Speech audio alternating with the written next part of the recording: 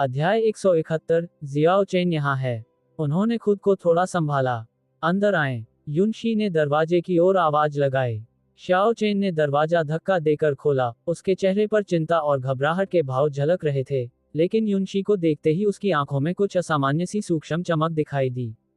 उसने एक गहरी सांस ली, खुद को थोड़ा शांत किया, फिर धीरे धीरे बोलने लगा, मैडम, जो मैं आपको बताने जा रहा हूँ, उसे शायद पहले स्वीकार करना मुश्किल हो। लेकिन मुझसे वादा करो, मैं आगे जो भी कहूँ या करूँ, तुम ज्यादा शोर नहीं मचाओगे। क्योंकि यह मामला वाकई महत्वपूर्ण है। अगर आपकी भावनाएं नियंत्रण से बाहर हैं, तो ये हमारे लिए बहुत बड़ी आपदा साबित हो सकती है। शाओ चेन ने गंभीर भाव से कहा। बोलना। युनशी ने पहले ही अंदाजा लगा लिया था कि शियाओ चेन क्या कहना चाहती है, और उसने अपने दिल में उमड़ रहे गुस्से को दबा लिया। महोदया, संप्रदाय प्रमुख, उनकी मृत्यु हो गई है। शाओ चेन ने बड़ी मुश्किल से बोलने का नाटक किया। मुझे पता है, युनशी ने अत्यंत शांत भाव से कहा। मैडम, कैसा रहेगा, हम।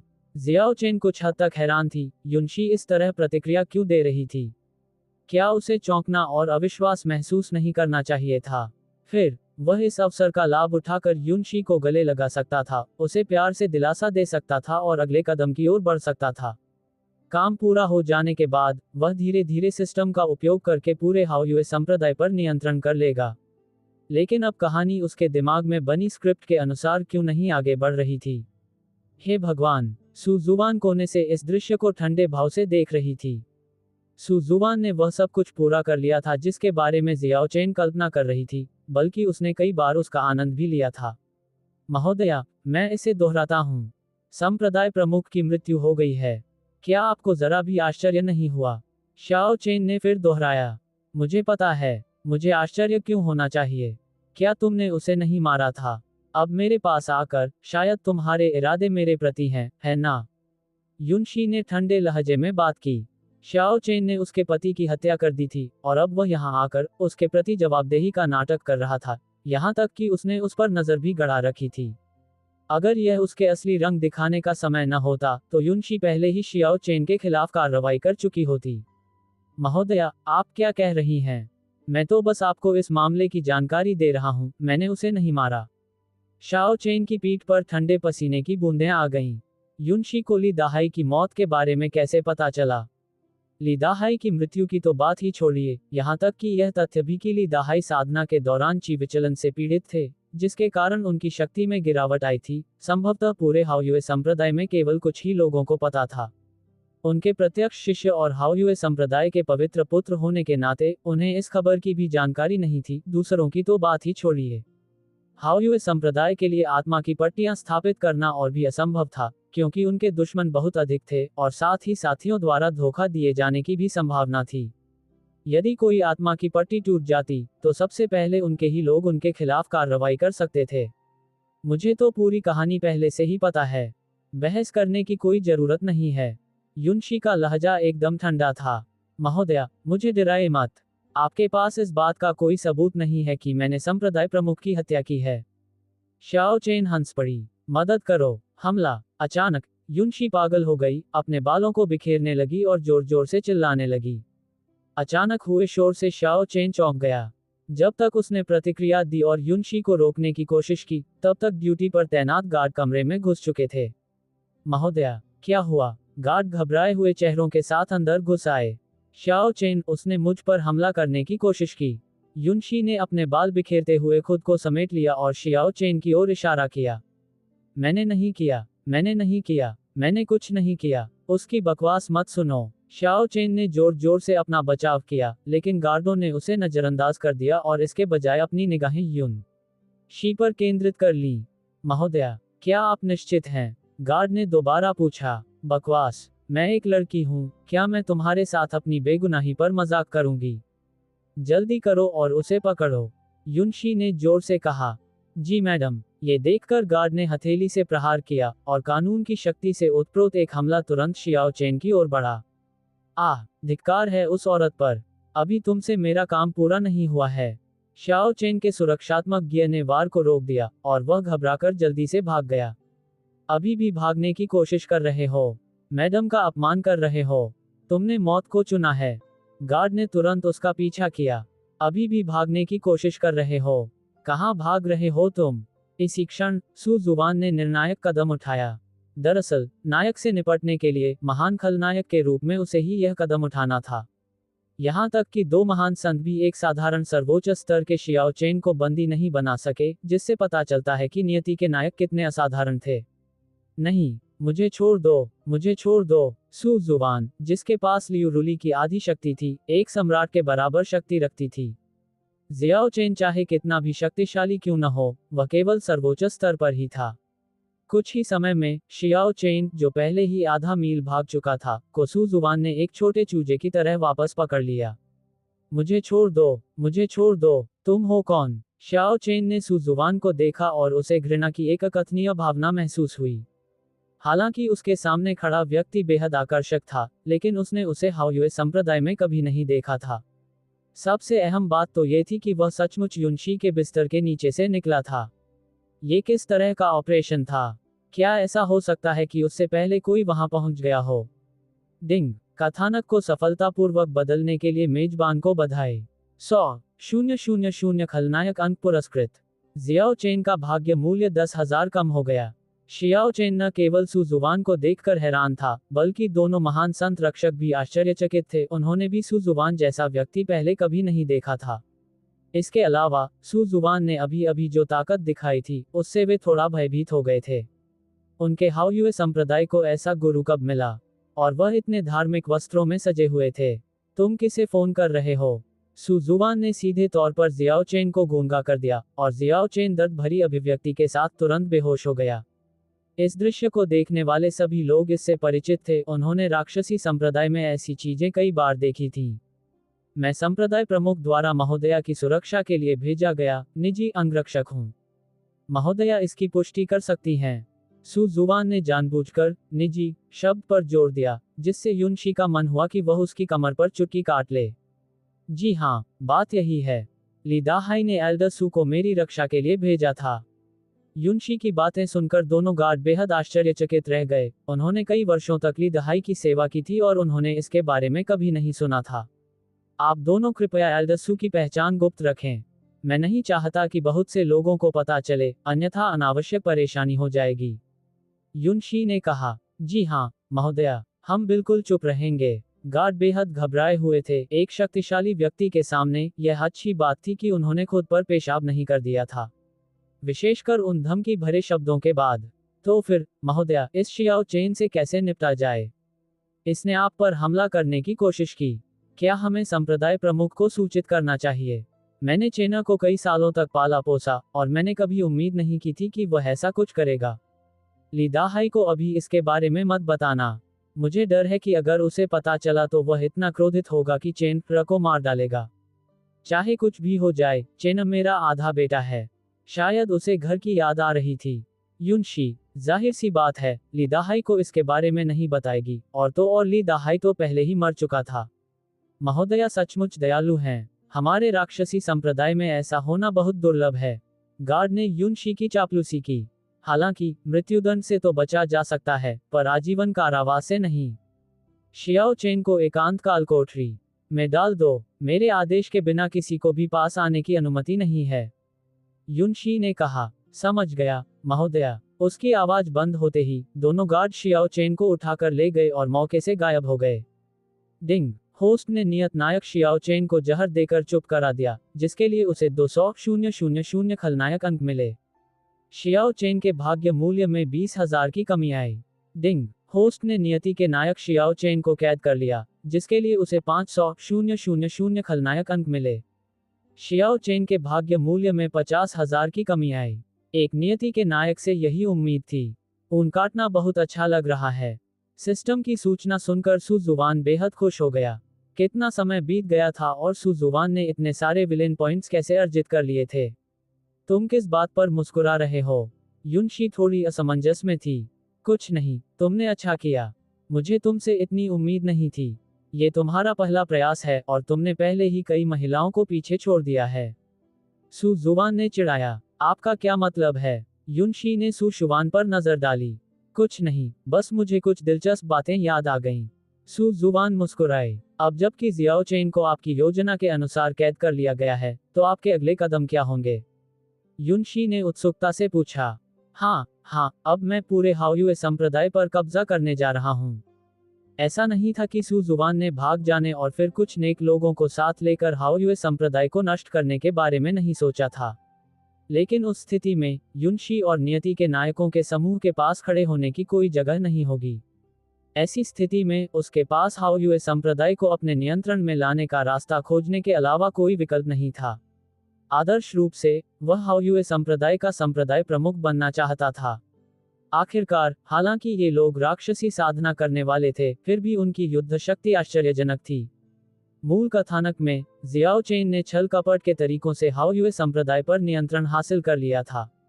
सू जुवान की बातें सुनकर युनशी थोड़ी हैरान रह गई। उसे उम्मीद नहीं थी कि सू जुवान को इतनी भूख लगेगी। हालांकि सू जुवान पर भरोसा करने के अलावा अब उसके पास कोई और विकल्प नहीं था। क्या आपको भरोसा है? युनशी ने पूछे बिना नहीं रह सकी। 99.9%। कहना मुश्किल है। सू जुवान मुस्कुराए। आप? युनशी कुछ देर के लिए अवाक रह गई। वैसे, इस बारे में बात करते हुए तुमने सीधे शियाओ चेन को क्यों नहीं मार डाला? क्या इससे भविष्य की सारी परेशानियां हमेशा के लिए खत्म नहीं हो जाती? युनशी ने उत्सुकता से पूछा। क्या तुम बेवकूफ हो? अगर शियाओ चेन मारा गया होता, तो ली दाहाई के साथ उसके रिश्ते को देखते हुए, अगर ली दाहाई नहीं आता तो क्या लोगों को शक नहीं होता? ओह, मैं समझा। युनशी ने उस बात पर ध्यान ही नहीं दिया था। ठीक है, अब जब मामला सुलझ गया है, तो चलिए समय बर्बाद करना बंद करते हैं। सू जुवान ने शरारती मुस्कान के साथ युनशी की ओर देखा। क्या तुम्हें और चाहिए? युनशी ने डर के मारे सू जुवान की ओर देखा। क्या ये स्पष्ट नहीं है? सू जुवान ने शरारती मुस्कान के साथ कहा। अगले दिन सुबह सुबह। मैं डरी हुई हूँ, मैं सचमुच डरी हुई हूँ। कृपया जाकर दूसरी महिलाओं को ढूंढो। युनशी सचमुच डरी हुई थी और उसने हार मान ली थी। ये सू जुबान बहुत ही भयानक थी, उसका कमजोर शरीर इसे सहन नहीं कर सका। ठीक है, मैं आज के लिए तुम्हें छोड़ देता हूँ। सू जुबान ने युनशी को सांत्वना दी। उसे गिरते हुए नाशपाती के फूलों की तरह आंसू बहाते देख सू जुबान को संतोष का अनुभव हुआ। युनशी को समझाने के बाद सू जुबान जेल चली गई। उसके पास युनशी का हस्तलिखित आदेश था, और हालांकि गार्डों ने उसे पहचाना नहीं, फिर भी वह आसानी से उसके सहारे अंदर घुस गया। ये हाओयुए संप्रदाय का तहखाना था। कालकोठरी में कदम रखते ही एक नम, उदास वातावरण ने उसे घेर लिया, और हवा में एक सड़ी हुई दुर्गंध भर गई, जिससे उसे मतली होने लगी। ये तो उस समय ची देश के तहखाने से भी कहीं अधिक घिनौना था। जैसा कि एक राक्षसी संप्रदाय से उम्मीद की जाती है, इस दुर्गंध को सूंघते ही वह असहनीय हो गया। जल्द ही सू जुबान को उसका लक्ष्य जियाओ चेन मिल गया। क्योंकि वह हाओयुए संप्रदाय का पवित्र पुत्र था और जियाओ चेन की कैद का कारण स्पष्ट नहीं था, इसलिए एक रात बीत जाने के बाद भी किसी ने जियाओ चेन को छूने की हिम्मत नहीं की। ये जानना जरूरी है कि यहाँ की कालकोठरियां सबसे यातनापूर्ण थीं। कैद किए गए किसी भी व्यक्ति को इन विकृत पहरेदारों द्वारा यातना सहनी पड़ती थी। वे अपना पूरा दिन इस अंधेरी, सूरज की रोशनी से रहित जगह में फंसे हुए बिताते थे, और इन कैदियों को यातना देना उनका मनोरंजन का साधन बन गया था। अरे, क्या तुम मर गए हो? अगर नहीं, तो आवाज करो। सू जुबान ने शियाओ चेन को लात मारी, जो जमीन पर लेटकर मरने का नाटक कर रहा था। ये दृश्य उसे जाना पहचाना लगा और उसे उस समय के लिन फैन की याद दिला दी। वह सोच रहा था कि उसका प्यारा बेटा लिन फैन अब कैसा होगा। क्या वह दूसरी दुनिया में ठीक होगा? क्या उसने कोई सिस्टम जागृत कर लिया होगा? अब्बा अब्बा अब्बा अब्बा। जियाओ चेन को किसी ने लात मारी और वह झट से उठ खड़ा हुआ। जब उसने देखा कि वह व्यक्ति सू जुबान है, तो वह तुरंत इतना क्रोधित हो गया कि उसका मन किया कि वह उसे कोस दे। हालांकि सू जुबान ने उसे पहले ही जहर देकर चुप करा दिया था, इसलिए अगर वह अपना मुंह खोलता भी तो वह केवल अब्बा अब्बा जैसी अर्थहीन आवाजें ही निकाल सकता था। ओह, माफ कीजिए, मैं इसके बारे में लगभग भूल ही गया था। सू जुबान ने लापरवाही से जियो चेन को खोल दिया। तुम्हारी हिम्मत कैसे हुई यहाँ आने की? शाओ चेन ने सू जुबान को देखा, उसकी आंखों में मानो आग सी दौड़ रही थी। उसने कभी सपने में भी नहीं सोचा था कि उसे कालकोठरी में कैद किया जाएगा। वह एक ऐसा व्यक्ति था जिसने एक प्रणाली को जागृत किया था, एक ऐसा रूपांतरण करता जिसकी पहचान एक नियति के नायक के रूप में थी। मैं आने की हिम्मत क्यों न करूं? सू जुवान ने उपहास किया। ठीक है, बहुत बकवास हो गई। जल्दी से दाओ हॉट डायमंड सीड मुझे सौंप दो, वरना मैं तुम्हें अपाहिज कर दूंगा। सू जुवान ने कहा, कौन सी बात, मुझे नहीं पता। शाओ चेन ऊपर से शांत दिख रहा था, लेकिन अंदर ही अंदर वह बहुत डरा हुआ था। दाओ हॉट डायमंड सीड एक साधना तकनीक थी जो उसे सिस्टम द्वारा पुरस्कार के रूप में दी गई थी, जो महान सम्राटों को भी नियंत्रित करने में सक्षम थी। इसी वस्तु के कारण जियाओ चेन को पूरे हाओयुए संप्रदाय को नियंत्रित करने का आत्मविश्वास प्राप्त हुआ था।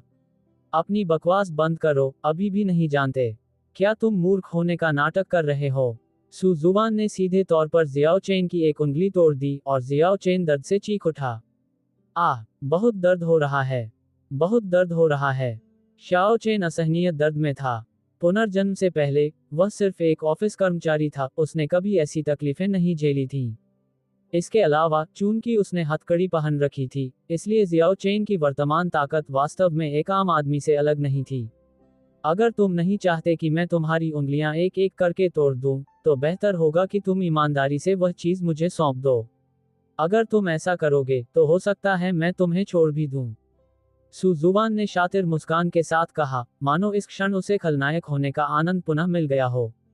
नियति के नायक को प्रताड़ित करना सचमुच रोमांचकारी था। मुझे नहीं पता कि आप किस बारे में बात कर रहे हैं। सच में नहीं, मैं तो बस फैंग हुआन क्षेत्र में हूँ, मुझे कैसे पता चलेगा कि आप किस बारे में बात कर रहे हैं। जियाओ चेन ने दर्द से कराहते हुए अपनी मुड़ी हुई उंगलियों को देखा। अगर सू जुवान को साजिश का पता ना होता, तो वह सचमुच जियाओ चेन के अभिनय से धोखा खा जाता। अब भी बात नहीं करोगे? ठीक है, तो फिर मुझे तुम्हें अपने तरीके आजमा कर दिखाने पड़ेंगे। कैसा रहेगा? चलो एक शर्त लगाते हैं। अगर मैं तुम्हारी बची हुई 9 उंगलियां तोड़ दूं, और तुम बिना एक भी आवाज किए इसे सहन कर लो, तो मैं तुम्हें छोड़ दूंगा। क्या कहते हो? सू जुबान के होठों पर हल्की सी मुस्कान आ गई। शाबाश, बोला हुआ वचन अटूट होता है। तुम अपना वचन निभाओगे। इस समय जियाओ चेन के पास कोई दूसरा विकल्प नहीं था।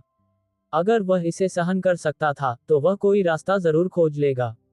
सू जुबान की आंखों में उत्साह की एक झलक दिखाई दी, जब उसने धीरे से अपना हाथ बढ़ाया और जियाओ चेन की दूसरी उंगली पकड़ ली। उसने जानबूझकर अपनी चाल धीमी कर दी, यातना देने की प्रक्रिया का आनंद लेते हुए, और जियाओ चेन के चेहरे पर भय और दर्द के विकृत भाव को देखकर उसके दिल में आनंद और भी बढ़ गया। चटक, हड्डी टूटने की एक कर्कश आवाज के साथ जियाओ चेन की दूसरी उंगली जोर से टूट गई। उसने अपनी आंखें कसकर बंद कर ली, अपने होठों को तब तक काटा जब तक उनसे खून नहीं निकलने लगा। उसका शरीर बुरी तरह कांप रहा था, फिर भी उसने एक भी आवाज नहीं निकाली। बुरा नहीं, बुरा नहीं, तुम में तो गजब का धैर्य है। मैं तुम्हारी प्रशंसा करती हूँ। सू जुबान ने शाओ चेन को प्रशंसा भरी निगाहों से देखा। ये सुनकर जियाओ चेन को तुरंत उम्मीद की एक किरण दिखाई दी। आखिरकार, जब भी उपन्यास में कोई खलनायक ऐसे शब्द कहता है, तो उसके बच निकलने की संभावना आमतौर पर बहुत अधिक होती है। सू जुबान ने व्यंग्य किया, फिर तीसरी उंगली पकड़ ली। चटक, चटक, अंधेरी कालकोठरी में हड्डियों के टूटने की आवाजों की एक श्रृंखला लगातार गूंज रही थी। हर एक आवाज मौत की घंटी की तरह लग रही थी। शाओ चेन का चेहरा पीला पड़ता चला गया, उसकी सांसें तेज और भारी हो गईं, लेकिन फिर भी वह अपनी अटूट इच्छाशक्ति के साथ दृढ़ता से डटा रहा। जब सू जुबान ने जियाओ चेन की 8वीं उंगली तोड़ दी, तो जियाओ चेन की चेतना धुंधली होने लगी और उसकी आंखों के सामने का दृश्य अस्पष्ट हो गया। उसे ऐसा महसूस हो रहा था मानो वह अंतहीन अंधेरे में है, तीव्र दर्द से घिरा हुआ है, हर सांस उसकी आत्मा को चीर रही हो। शाओ चेन की 9 उंगलियां बुरी तरह से मुड़ी हुई थीं और एक अजीब कोण पर लटकी हुई थीं, जिन्हें पहचानना मुश्किल था। फिलहाल सू जुबान के सामने केवल एक ही सामान्य अक्षुण्ण उंगली बची थी, और जियाओ चेन ने अद्भुत इच्छाशक्ति के साथ मौन धारण किया। हे, मुझे आपसे इतनी लगन की उम्मीद नहीं थी। सू जुबान ताली बजाए बिना नहीं रह सकी। जियाओ चेन सचमुच नियति का नायक था। सू जुबान उसकी अटूट लगन की प्रशंसा करती थी। जैसे ही जियाओ चेन को लगा कि वह बच गया है, उसे ये देखकर भयावहता हुई कि उसका हाथ धीरे धीरे और स्पष्ट गति से ठीक हो रहा है। इसके तुरंत बाद सू जुबान का कुछ हद तक रहस्यमय मुस्कुराता हुआ चेहरा दिखाई दिया। अब खेल फिर से शुरू होता है। नहीं, नहीं, नहीं, तुम धोखा दे रहे हो। धोखा, ये सुनकर जियाओ चेन भड़क उठा, उसका पूरा व्यवहार पागलपन में बदल गया। हालांकि जियाओ चेन की उंगलियां ठीक हो गईं, लेकिन पहले वाला दर्द गायब नहीं हुआ, बल्कि और बढ़ गया। असहनीय दर्द के कारण उनमें कुछ भी करने की शक्ति नहीं बची थी, चाहे वे कुछ करना चाहते हों। बहुत थक गया हूँ, अब और जी नहीं सकता, मर ही जाऊं तो अच्छा है। इस समय शियाओ चेन की आंखों में केवल निराशा ही बची थी। वह मरना चाहता था, लेकिन अब वह ऐसा भी नहीं कर सकता था। डिंग, पता चला है कि नियति के नायक शियाओ चेन की मानसिक सुरक्षा टूट गई है, इसलिए 500,000 खलनायक अंक दिए जाते हैं। शियाओ चेन के भाग्य मूल्य में 50,000 की कमी आई है। डिंग, पता चला है कि होस्ट ने नियत नायक शियाओ चेन के साथ खेला है, जिसके लिए 100,000 खलनायक अंक दिए गए हैं। शियाओ चेन के भाग्य मूल्य में 10,000 की कमी आई है। अब मैं तुम्हें एक और मौका दे रहा हूं, क्या तुम वो चीज सौंपोगे या नहीं? अगर नहीं तो ही। सू जुबान का चेहरा और भी धूर्त हो गया। मैं इसे सौंप दूंगा, मैं इसे सौंप दूंगा, ठीक है। जियाओ चेन सचमुच भयभीत था। उसके सामने खड़ा सू जुबान किसी नायक से भी अधिक धर्मात्मा लग रहा था, फिर भी उसके कार्य किसी राक्षसी साधक से भी अधिक भयावह थे। राक्षसी साधक केवल वध करते थे, लेकिन शायद ही कभी यातना देते थे, जबकि सू जुबान तो शुद्ध यातना था। समझदार व्यक्ति परिस्थितियों के आगे झुक जाता है। भाई शियाओ, मैं आपकी प्रशंसा करता हूँ। सू जुबान बहुत प्रसन्न हुआ। नाम, दाओहॉट दानव बीज श्रेणी, दिव्य विवरण। जब तक दानव बीज किसी के शरीर में निहित रहता है, वह व्यक्ति निषेचित करने वाले के प्रति 100% वफादार रहता है। यहाँ तक कि एक महान सम्राट भी इसके प्रभाव से बच नहीं सकता। मूल कथानक में सिस्टम के अलावा यह जियाओ चेन के सबसे बड़े तुरुप के पत्तों में से एक था। दाओहॉट डेमन सीड की वजह से ही वह धीरे धीरे पूरे हाओयुए संप्रदाय पर नियंत्रण हासिल करने में सक्षम हो पाया था। ये तो बढ़िया चीज है। ही। ये चीज उसके अपने दास अनुबंध से कहीं अधिक उपयोगी थी, जो संघ क्षेत्र से ऊपर के साधकों को तब तक नियंत्रित नहीं कर सकता था जब तक कि उन्हें सत्ता में आने से पहले ही नियंत्रित न कर लिया जाए। डिंग, मेजबान को बधाई हो, जिसने नियत नायक से एक महत्वपूर्ण अवसर को सफलतापूर्वक छीन लिया, जिसके लिए उसे 1000,000 खलनायक अंक मिले। जियाओ चेन के भाग्य मूल्य में 100,000 की कमी आई है। शानदार। महज 2 दिनों में सू जुबान के बटुए में अज्ञात मात्रा में विलेन पॉइंट्स जमा हो गए थे। वास्तव में सही मायने में लाभ प्राप्त करने के लिए व्यक्ति को नियत नायक से ही ऐसा करना चाहिए। दिव्य श्रेणी की साधना तकनीक दाओहॉट डेमन सीड का पता चला है। इस सिस्टम ने इसे रिकॉर्ड कर लिया है। होस्ट विलेन पॉइंट्स खर्च करके इसे अपग्रेड कर सकता है। खेती तकनीक अपग्रेड कार्ड का इस्तेमाल करो। सू जुबान ने सीधे 4 खेती तकनीक अपग्रेड कार्ड खर्च किए और तुरंत दाओहॉट डेमन सीड को अधिकतम स्तर तक पहुंचा दिया। अब वह महान सम्राटों को नियंत्रित कर सकता था। सचमुच, नायक से मेरा अभी भी कुछ अंतर है। तुम्हें पता है, ये साधना तकनीक सीधे शियाओ चेन पर ही पूरी तरह से लागू की गई थी। सू जुबान ने आह भरी। इसके बाद सू जुबान ने जियाओ चेन में भी दाओहॉट डेमन सीड बोने की कोशिश की, लेकिन सिस्टम ने उसे सूचित किया कि यह संभव नहीं है। लगता है ये चीज नायक पर काम नहीं करती, सू जुबान ने थोड़ा भौहें चढ़ाते हुए कहा। हालांकि इससे ये कम रोचक भी हो जाएगा। क्या आप मुझे अब जाने दे सकते हैं? जियाओ चेन का रवैया बहुत ही विनम्र था और उसकी आवाज में विनती थी। हाँ, लेकिन पहले तुम्हें मेरे लिए कुछ काम पूरे करने होंगे, सू जुबान ने शरारती मुस्कान के साथ कहा, फिर जियाओ चेन के कान में फुसफुसाया। तुम पागल हो। सू जुबान की ये बातें सुनकर जियाओ चेन चौंक गया, क्योंकि सू जुबान ने वास्तव में उसे हजारों साल पुराने चू परिवार के युवा स्वामी चू चेन का अपहरण करने के लिए कहा था। शाओ चेन ने स्वाभाविक रूप से चू चेन का नाम सुना था, वह हाल ही में काफी प्रसिद्ध हो गया था। हालांकि 2 महीने पहले तियानवु पवित्र भूमि के सू जुबान से पराजित होने के बाद वह चू परिवार के साथ एकांतवास में थे। ठीक इसी वजह से जियाओ चेन को लगा कि सू जुबान पागल है। ये चू परिवार की मुख्य शाखा थी। इसके अलावा अंदर कई महान सम्राट भी थे। अकेले संत स्तर के साधकों से निपटना भी उसके लिए संभव नहीं था, क्योंकि वह व्यक्ति, जो अर्ध सर्वोच्च भी नहीं था, इसका सामना नहीं कर सकता था। मुझे इसकी परवाह नहीं है। खैर, तुम इससे निपटने का कोई तरीका ढूंढ लो, वरना आगे जो होगा वो अभी जो हुआ उससे 100 गुना ज्यादा भयानक होगा। सू जुबान के चेहरे पर शरारती मुस्कान थी। ठीक है, अभी अभी जो कुछ हुआ था उसे याद करके जियाओ चेन के मन में एक अजीब सा डर बैठ गया। ऐसे कष्ट सहने की बजाय वह सू परिवार के महान सम्राटों का सामना करना ज्यादा पसंद करता। डिंग, कथानक को सफलतापूर्वक बदलने के लिए मेजबान को बधाई। इनाम 100,000 खलनायक अंक। शियाओ चेन के भाग्य का मूल्य 10,000 कम हो गया है। इसके बाद सू जुबान ने जियाओ चेन पर एक निशान लगा दिया ताकि सू जुबान को जियाओ चेन की हर गतिविधि के बारे में स्पष्ट जानकारी मिल सके। ठीक है, चूंकि ऐसा है तो अब तुम यहाँ से जा सकते हो। अगर तुमने आधे महीने के अंदर मिशन पूरा नहीं किया तो फिर तुम अपनी लाश का इंतजार कर सकते हो। सू जुबान ने जियाओ चेन के कंधे पर थपथपाकर उसे प्रोत्साहित किया। मैं समझता हूँ। इतना कहकर सू जुबान कालकोठरी से निकल गई। सू जुबान को जाते देख जियाओ चेन को तुरंत ऐसा लगा जैसे उसे कोई बड़ी क्षमा मिल गई हो। आखिरकार वो चला गया। वो बहुत ही खूंखार था। ली दाहाई ने कितने तुरुप के पत्ते छिपा रखे थे। शाओ चेन का दिल डर से धड़क रहा था, उसे ऐसा लग रहा था मानो वह किसी बड़ी आपदा से बच गया हो। सू जुबान बेहद खौफनाक था, उसका दबाव उस समय के ली दाहाई के दबाव से कम नहीं था। लेकिन फिर भी, शायद उस व्यक्ति को यह नहीं पता होगा कि ली दाहाई को बाहर कर दिया गया है ना? जैसे जैसे जियाओ चेन इसके बारे में सोचता गया, उसका डर बढ़ता गया। उसने फिलहाल इस मामले को अपने तक ही सीमित रखने का फैसला किया। धिक्कार है, जब मैं ताकतवर हो जाऊंगी तो तुम सबको जरूर खत्म कर दूंगी। खासकर उस औरत, युनशी को। मैंने कुछ नहीं किया, फिर भी तुमने मुझ पर इस तरह झूठे आरोप लगाए। बेहतर होगा कि तुम बस इंतजार करो। जितना ज्यादा शियाओ चेन इसके बारे में सोचता गया, उतना ही उसका गुस्सा बढ़ता गया। इसके बाद जियाओ चेन ने हाओयुए संप्रदाय छोड़ दिया। अपने निवास पर लौटने पर किनकिन्याओ काफी देर से इंतजार कर रही थी और मेज पर कुछ खाना रखा हुआ था। तुम कल कहाँ चले गए थे?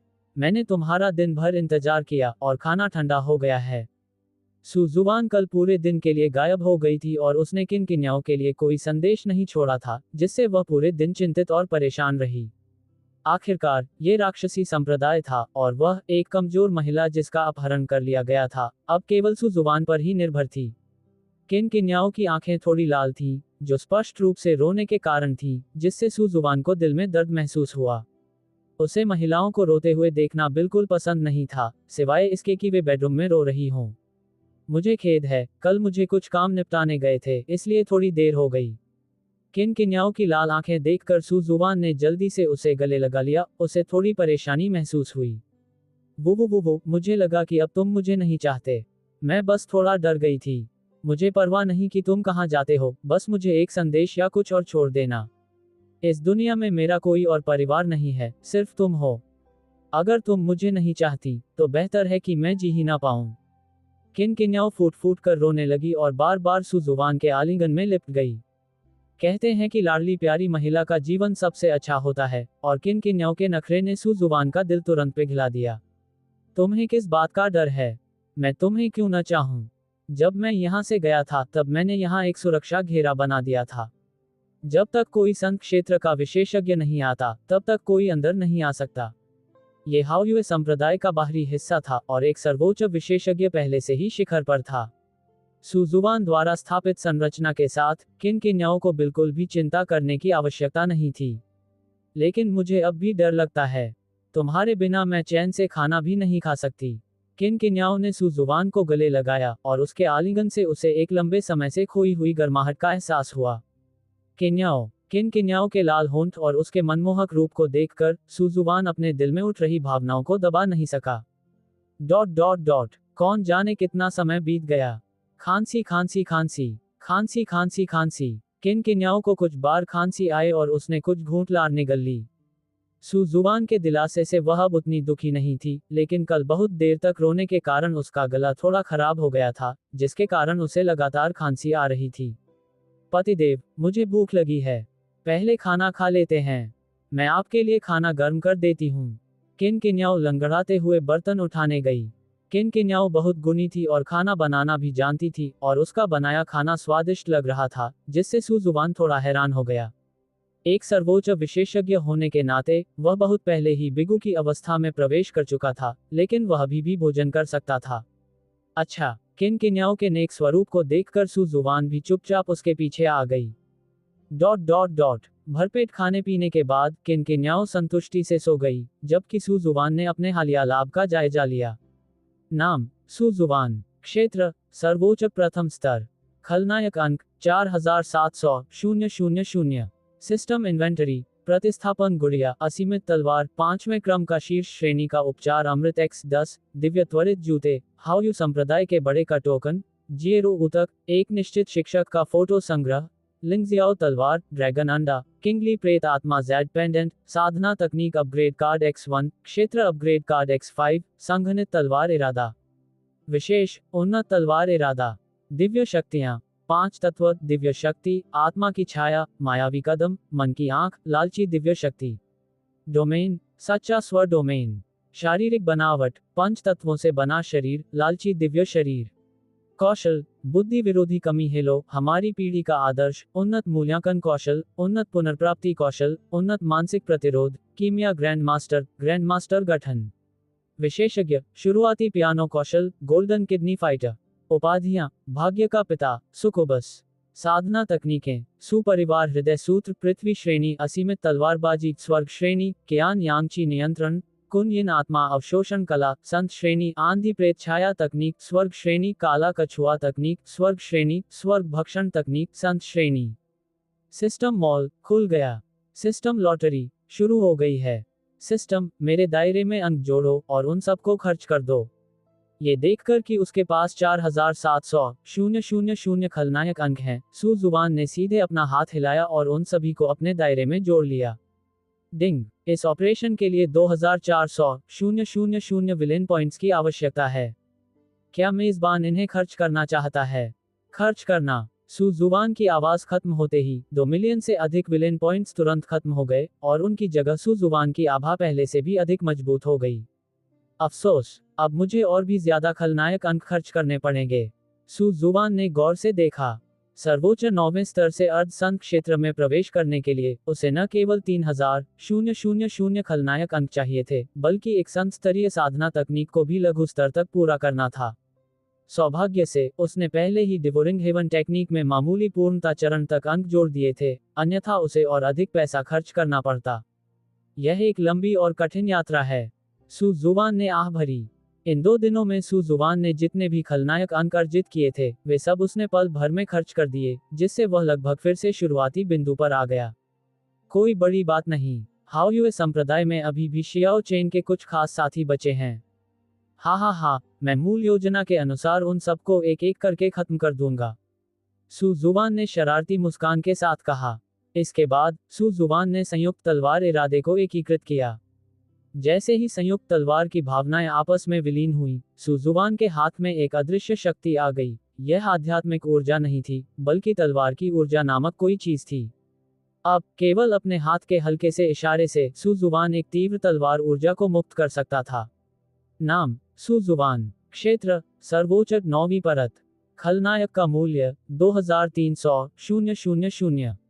सिस्टम इन्वेंटरी, प्रतिस्थापन गुड़िया, असीमित तलवार, 5वीं श्रेणी का शीर्ष श्रेणी का उपचार, अमृत X10, दिव्य त्वरित जूते, हाओयू संप्रदाय के बुजुर्ग का टोकन, जिएरो उतक, एक निश्चित शिक्षक का फोटो संग्रह, लिंगजियाओ तलवार, ड्रैगन अंडा, किंगली प्रेत आत्मा जेड पेंडेंट, साधना तकनीक उन्नयन कार्ड X1, क्षेत्र उन्नयन कार्ड X5, विशेष, संयुक्त तलवार इरादा, दिव्य शक्ति, 5 तत्व, दिव्य शक्ति, आत्मा की छाया, मायावी कदम, मन की दृष्टि, लालची दिव्य शक्ति, डोमेन, सच्चा स्वर डोमेन, शारीरिक बनावट, 5 तत्वों से बना शरीर, लालची दिव्य शरीर, कौशल, बुद्धि विरोधी कमी हेलो, हमारी पीढ़ी का आदर्श, उन्नत मूल्यांकन कौशल, उन्नत पुनर्प्राप्ति कौशल, उन्नत मानसिक प्रतिरोध, कीमिया ग्रैंड मास्टर गठन, विशेषज्ञ, शुरुआती पियानो कौशल, गोल्डन किडनी फाइटर, उपाधियां, भाग्य का पिता, सुकुबस, साधना तकनीकें, सुपरिवार हृदय सूत्र, पृथ्वी श्रेणी, असीमित तलवारबाजी, स्वर्ग श्रेणी, कियान यांगची नियंत्रण, कुनयिन आत्मा अवशोषण कला, संत श्रेणी, आंधी प्रेत छाया तकनीक, स्वर्ग श्रेणी, काला कछुआ तकनीक, स्वर्ग श्रेणी, स्वर्ग भक्षण तकनीक, संत श्रेणी,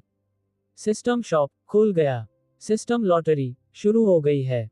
अपडेट किए गए एट्रीब्यूट पैनल को देखकर सू जुबान बेहद संतुष्ट हुई। इसके बाद सू जुबान ने किनकिन्याओं को गले लगाया और सो गई। क्या तुम चाहते हो कि मैं उसके साथ रहूं? युनशी ने अपने सामने खड़ी खूबसूरत किनकिन्याओं को देखा और उसे अपने अंदर एक अजीब सी ईर्ष्या महसूस हुई। अभी अभी सू जुबान अचानक आए और बोली कि वह चाहती है कि किनकिन्याओं उसके साथ रहे और वह चाहती है कि वह उसकी देखभाल करे। ये कैसा मजाक था। वो यहाँ न जाने कितने समय से अकेली रह रही थी और अचानक कोई और आकर रहने लगा। भला भला इसे कैसे बर्दाश्त कर सकता है। इसके अलावा सबसे महत्वपूर्ण बात यह थी कि किनकिन्याओ सू जुवान की प्रेमिका भी थी, जिससे युनशी को निराधार रूप से ईर्ष्या होती थी। उसे पहले बाह्य संप्रदाय के शिष्यों ने अगवा कर लिया था। बाह्य संप्रदाय में उसके अकेले रहने से मुझे सुकून नहीं मिल रहा है। अगर तुम उसकी देखभाल में मेरी मदद करो तो क्या दिक्कत है। ये तो राक्षसी संप्रदाय है। तुम इतने दयालु क्यों हो रहे हो। ये आप लोग हैं, मैं नहीं। मैंने सड़क पर अन्याय देखा और मदद करने के लिए अपनी तलवार निकाल ली। सू जुवान ने मुस्कुराते हुए कहा, बहन युन, मैं खाना बना सकती हूँ, मैं कपड़े धो सकती हूँ, मैं बहुत ही सभ्य हूँ, और मैं वादा करती हूँ कि मैं आपको कोई परेशानी नहीं दूंगी। किनकिन्याओं ने युनशी को दयनीय दृष्टि से देखा। आखिरकार वे दोनों महिलाएं ही थीं। हालांकि युनशी एक राक्षसी साधिका थी, लेकिन इतनी खूबसूरत महिला को सीधे अपनी ओर देखते हुए देखकर युनशी का दिल भी कुछ हद तक पिघल गया। ठीक है, तो तुम मेरे साथ रह सकते हो, लेकिन मैं पहले ही स्पष्ट कर दूं, तुम्हें इधर उधर दौड़ना बिल्कुल भी नहीं है। युनशी ने उसे याद दिलाया। चिंता मत करो सिस्टर युन, मैं इधर उधर नहीं भागूंगा। किनकिन्याओं ने आज्ञाकारी भाव से सिर हिलाया। ये तो एक मजाक था, ये तो राक्षसी संप्रदाय था। उसके अंदर 100 गुना हिम्मत भी होती तो भी वो इधर उधर भागने की हिम्मत नहीं करती। किनकन्याओं की खुशी भरी अभिव्यक्ति को देखकर युनशी ने सू जुवान को एक तरफ खींच लिया। सू जुवान, ली दहाई का मामला अभी तक सामने नहीं आया है ना? युनशी ने चिंता से पूछा। चिंता मत करो, जियाओ चेन ने इसे बहुत सफाई से संभाला। जिसने भी उसे ली दहाई को ढूंढने जाते देखा, उसने उन सभी से निपट लिया। इसके अलावा इससे पहले जियाओ चेन ने ये खबर भी फैलाई थी कि ली दहाई अभी भी एकांतवास में है और कुछ समय के लिए बाहर नहीं निकलेंगे। सू जुवान ने कहा, अच्छी बात है। ये सुनकर युनशी ने तुरंत राहत की सांस ली। तो फिर उस शियाओ चेन का क्या हुआ? वो अब कहाँ है? शियाओ चेन का नाम सुनते ही युनशी की आंखों में क्रोध की लहर दौड़ गई। मैंने उसे अपने लिए कुछ काम करने भेजा था। मैंने उसके लिए पहले से ही एक बलि का बकरा तैयार कर लिया है। ही। सू जुवान ने भयावह मुस्कान के साथ कहा, कोई समस्या तो नहीं होगी, है ना? युनशी थोड़ी चिंतित थी। शियाओ चेन ली दहाई को मारने में सक्षम था, इसलिए उसके तरीके और चालाकी असाधारण ही होंगे। चिंता मत करो, मैं उस पर नजर रख रहा हूँ। कोई समस्या नहीं होगी। सू जुवान बहुत आत्मविश्वासी थी। ये तो अच्छी बात है। तो आगे आपकी क्या योजनाएं हैं? युनशी ने पूछा। इसके बाद मेरी योजना 5 हॉल मास्टर्स से मिलने की है। सू जुवान ने कहा। हाओयुए संप्रदाय में संप्रदाय प्रमुख ली दहाई के अलावा 5 मुख्य हॉल थे। ये 5 मुख्य हॉल थे, दानडिंग हॉल, सील स्क्रिप्ट हॉल, जानवू हॉल, लिंगजेन हॉल और युगी हॉल। पांचों हॉल के स्वामी महान सम्राट थे और उनके अधीन कई विशेषज्ञ थे।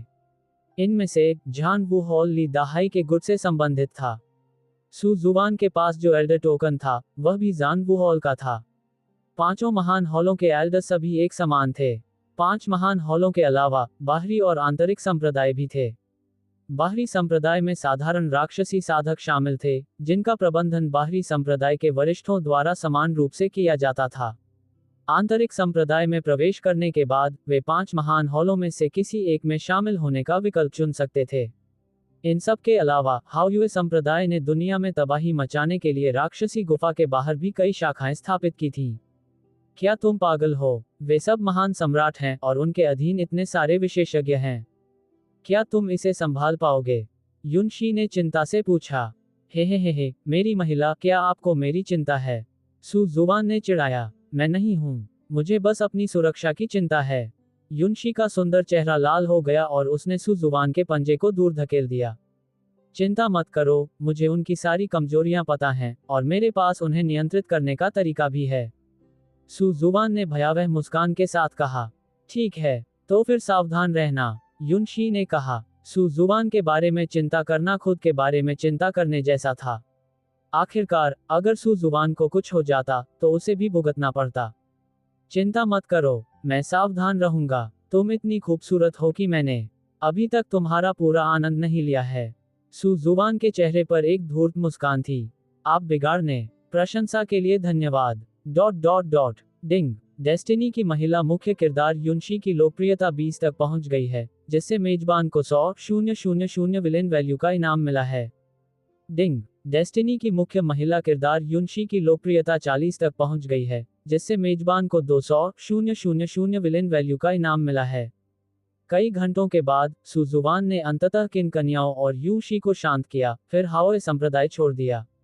डेमोनिक कैवन एक ऐसा क्षेत्र था जहां संप्रदायों के अलावा कई राक्षसी साधकों ने शहर भी स्थापित किए थे। इस बार सुजुवान जिस जगह जा रहा था उसका नाम बोन इरोजन सिटी था। बोन इरोजन सिटी का नगर स्वामी एक सर्वोच्च संत विशेषज्ञ था जिसका नाम नेदर प्रिजन फियन था। वह लिंगजिन हॉल के हॉल मास्टर सनगुजी के मित्र थे और यहां उनकी इकलौती बेटी की देखभाल कर रहे थे। बोन इरोजन सिटी पहुंचने पर वहां आश्चर्यजनक रूप से शांति थी। आखिरकार राक्षसी साधक भी इंसान ही थे और उन्हें सामाजिक नियमों का पालन करना पड़ता था। शहर के भीतर किसी को भी स्वतंत्र रूप से हमला करने की अनुमति नहीं थी। जो लोग लड़ना चाहते थे उन्हें इसका समाधान करने के लिए शहर से बाहर जाना पड़ता था, अन्यथा हमला होने पर उन्हें शहर की सुरक्षा गश्ती दल द्वारा गिरफ्तार कर लिया जाएगा। जी हाँ, आपने बिल्कुल सही सुना, राक्षसी साधना करने वालों के बीच भी तथाकथित सुरक्षा गश्त दल मौजूद थे। शहर के बाहर बहुत सारी खुली जगहें थीं। कोई भी आसानी से कोई जगह ढूंढकर उसे लड़ाई का अखाड़ा बना सकता था। शहर के अंदर लड़ना बहुत ही असभ्य लगता। रास्ते में सुजुवान ने उन कई राक्षसी जानवरों को भी मार गिराया जिन्होंने उस पर हमला करने की कोशिश की थी। बोन इरोजन सिटी हाओयुए संप्रदाय से बहुत दूर थी और यहां तक कि लियुरुली की शक्ति के साथ भी सुजुवान को वहां पहुंचने में 5 दिन लगे। बोन इरोजन सिटी के गार्डों ने सुजुवान को खून से सने हाथों के साथ देखा और पूछने की हिम्मत तक नहीं की, उसे सीधे अंदर जाने दिया। बोन इरोजन सिटी में प्रवेश करने पर सुजुवान रास्ता न जानते हुए अनायास ही एक ऐसे जादूगर को पकड़ लिया जिसकी साधना का स्तर कम था, जिसने ओवरऑल पहन रखा था और जिसके बाल बीच से बंधे हुए थे। तुम क्या कर रहे हो टिल्डा? मध्य भाग वाले जादूगर को सुजुवान ने पकड़ लिया और फिर उसे जोर से एक कोने में फेंक दिया, जिससे उसकी पीठ लगभग 4 टुकड़ों में फट गई। सुजुवान ने कुछ नहीं कहा, बस आगे बढ़ी और उसे एक जोरदार थप्पड़ मार दिया। बहुत दर्द हो रहा है। तुम क्या चाहते हो? बोन इरोजन सिटी में लड़ाई नहीं हो सकती। मैं सुरक्षा टीम को बता दूंगा। सच तो यह है कि बोन इरोजन सिटी में कोई लड़ नहीं सकता था, लेकिन इसका मतलब यह नहीं था कि कोई किसी को थप्पड़ नहीं मार सकता था। इसके अलावा सुजुवान अच्छी तरह से छिपा हुआ था और तथाकथित सुरक्षा दल उसे बिल्कुल भी पकड़ नहीं सका। बीच की मांग वाले जादूगर ने विरोध करने की कोशिश की, लेकिन सुजुवान ने उसे एक और जोरदार थप्पड़ मारा। अगर तुमने मुझे दोबारा मारा तो मैं रोने लगूंगी। बीच की मांग निकाले हुए जादूगर का चेहरा व्यथित लग रहा था। कल्पना कीजिए, आपने अभी अभी खाना खत्म किया है, सड़क पर कुछ कदम चले ही हैं कि अचानक आपको पकड़ लिया जाता है। इसके अलावा ये व्यक्ति तर्कहीन है, बिना कुछ कहे बस आता है और आपको 2 जोरदार थप्पड़ मार देता है। ये कितना दुखद होगा। सुजुवान ने फिर भी कुछ नहीं कहा और उसे तब तक पीटता रहा जब तक कि बीच का हिस्सा चोटिल और सूजा हुआ न हो गया। उसके बाद वह रुका। माफ करना भाई, तुम्हारा हेयर स्टाइल देखकर मुझे ऐसा लगा जैसे मैं किसी पुराने दोस्त से मिल रहा हूँ, और अनजाने में मैंने तुम्हें कुछ ज्यादा ही गर्मजोशी से नमस्कार कर लिया। आशा है तुम मुझे माफ कर दोगे। सुजुवान ने एक मनमोहक मुस्कान दिखाई, लेकिन दूसरे पक्ष की नजर में ये निस्संदेह एक शैतान की मुस्कान थी। वास्तव में धार्मिक वस्त्रों में सजे हुए जादूगर वास्तविक जादूगरों की तुलना में अधिक जादूगरों की तरह व्यवहार कर रहे थे। बड़े भाई, मुझे नहीं पता उस पुराने दोस्त ने आपके साथ क्या किया, लेकिन आपने मुझे पहले ही मार दिया है। क्या आप अब मुझे जाने दे सकते हैं? बीच की मांग वाले जादूगर ने अपना चेहरा ढक लिया। उसकी बीच की मांग अभी भी बिल्कुल सही जगह पर थी।